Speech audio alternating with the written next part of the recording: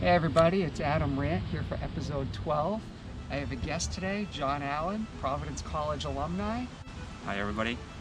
And we're going to talk about coming to America to run.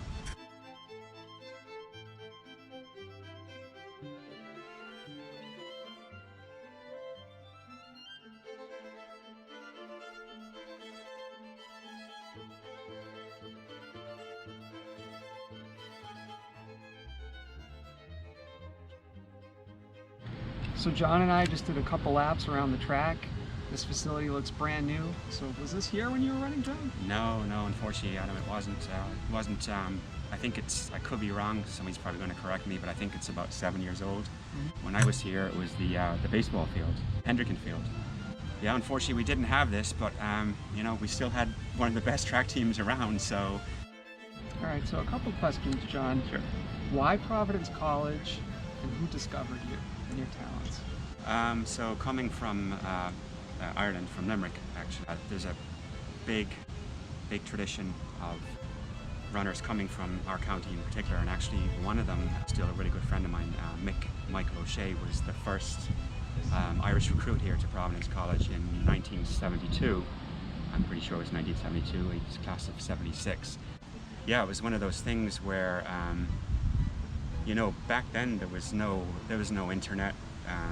You know, in terms of social media, there was obviously nothing. You're right. Everything was kind of, you found out by word of mouth, by reputation. There were lots of stories, especially with American colleges, where some folks had gone and had very bad experiences, and that was, you know, obviously one thing that, you know, I didn't want to have to go through, coming over and not knowing that, you know, there's no room and board included, or you have to work or something like that.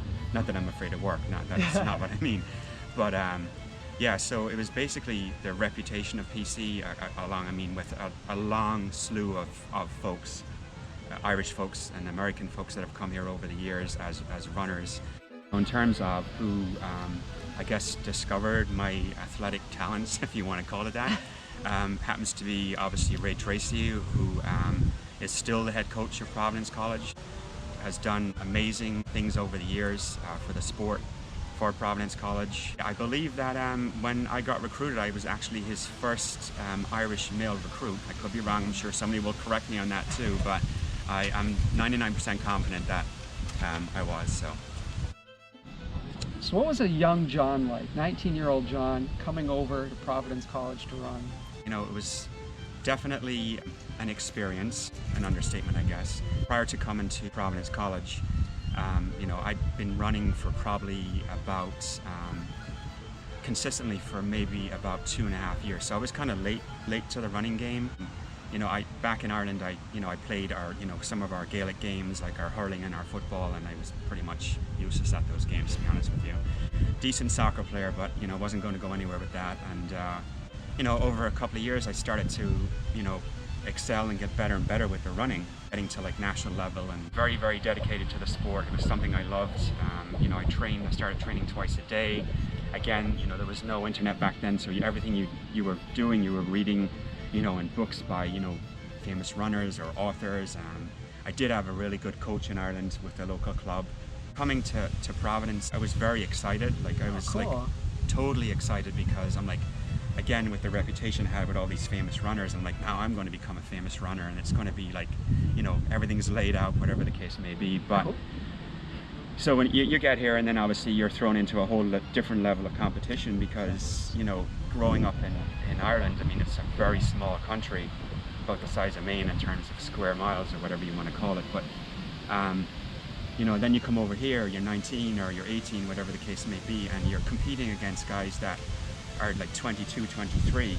And, you know, they've been on the scene for a while. They've competed in NCAAs and, you know, whatever level that they're at, and you know, they're seasoned athletes, and you kind of get it handed to you, you know, yes. early on. Yes. It's a realistic, it's an awakening in a sense. I mean, some guys do come over that are just, you know, superstars right from the beginning.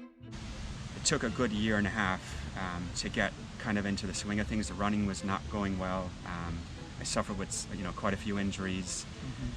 You know, getting used to a different educational system was also something that kind of was a little bit of a struggle my first semester, freshman year, but you know, I got to know some really good professors who were really good mentors to me, and good friends, and still good friends at this point, 35 years later, that I keep in contact. So that's what I liked about this college, was that it was very like close-knit, you know, small, you know, enlistment at that point, but you know, kind of a really close-knit family type of community. So it made it a lot easier. And you know, I went home my first semester for Christmas in '85, and it was like a 4 or 5 week break, and I could not wait to get back.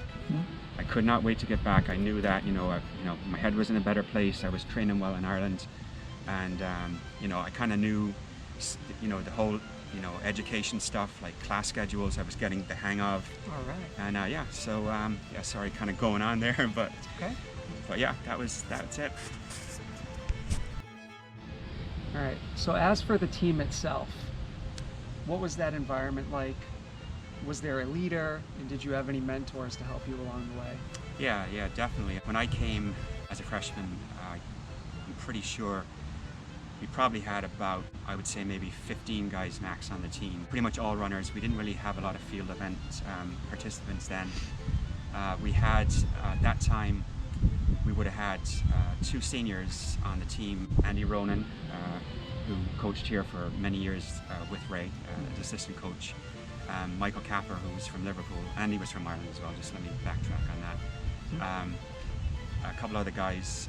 It was a very close-knit group. We kind of did everything together. All right. So yeah, it was like having a family. Yeah, no, definitely, and you definitely needed that kind of like support when you came over, and even all during the you know, the 4 years that I was here, because it's one of those things like you're living and breathing running.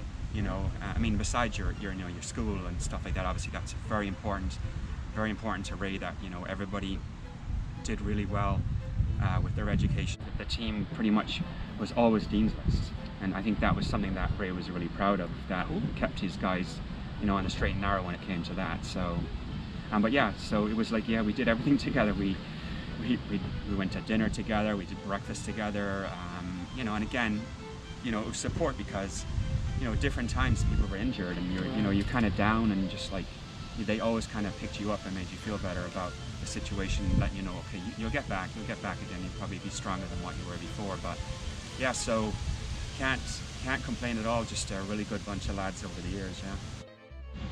So John, I know there's been some strong teams over the years. How did you guys rank nationally at that time? Yeah, so I mean, obviously, Adam, it varied from year to year, depending. So we were always, when the season would start out, I'm not 100% sure actually how it works. I know there's a voting council or committee or whatever, NCAA, that does that ranking. So kind of give you like a brief background. We would start off the season with dual meets, usually University of Connecticut, University of New Hampshire, you know, would be like maybe 1 or 2 teams, that's about it, you know, in addition. And, you know, as we got more into it, then obviously, you know, the Big East Championships would come up. Right. Then, you know, the New Englands would be usually maybe about a week after that. And then normally, I think there might have been a 2-week break, and it would be the IC4As, like the East Coast Championships, and then after that, the NCAAs. So all during that time frame, there would be polls that would come out. So we may start off like the season with, could be 15th, 20th, or whatever the case may be. But as we progress, I guess, based on our performances, it would gradually, you know, increase. But I know there were times where we ranked number 1 in the country. Wow. So, yeah. Doesn't get any better than that. No. So I know you were telling me about this tight-knit team that you're with for 4 years, through all the ups and downs. Did you think about life post-graduation, or running post-graduation at Providence College? Yeah, definitely. That's a good question, Adam. We had pretty much a great bunch of athletes that remained around Providence.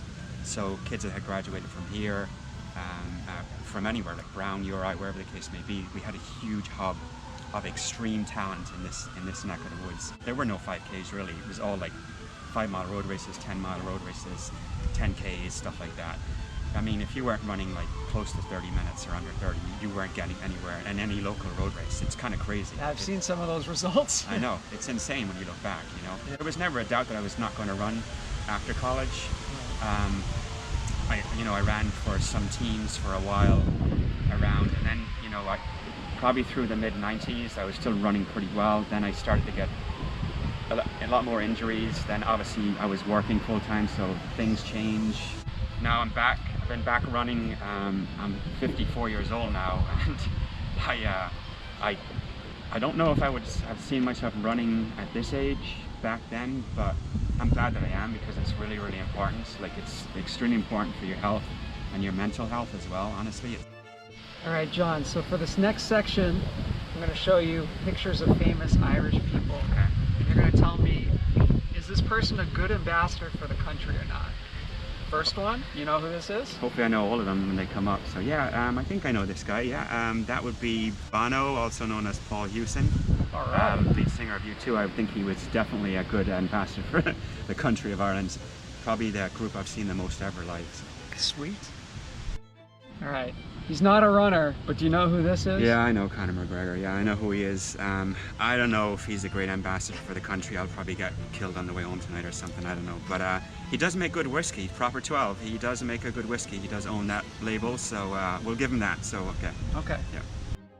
All right. Next one's a famous actor. Do you know who this is? Oh yeah, Liam Neeson. Yeah, he's definitely great actor, great ambassador, and was a great boxer in his day. Boxer, yeah, I didn't know great that. Boxer, yeah. If you notice, his nose is a little, looks like he's gotten punched a few times, maybe, but now it all makes sense. Yeah. All right, so this one going way back. You know who this is? James Joyce. Yeah, definitely great ambassador for our country. Written some great books over the years. Many that were banned in our country for many years, but they've loosened up those restrictions, thank God. All right. So we're going very local now. Yeah, definitely going very local, and it's a Providence native now. Roisin, originally from Wicklow, I believe, was an all-star here at PC and an Irish Olympian as well, and now involved with the Belief journals that a lot of athletes use, which are fantastic, and a brilliant ambassador for PC and for Ireland. So John, thank you very much for coming today. It means a lot. You took the time to be here. And thank you very much for watching, everyone. Please like and subscribe. This was episode 12. Catch you next time.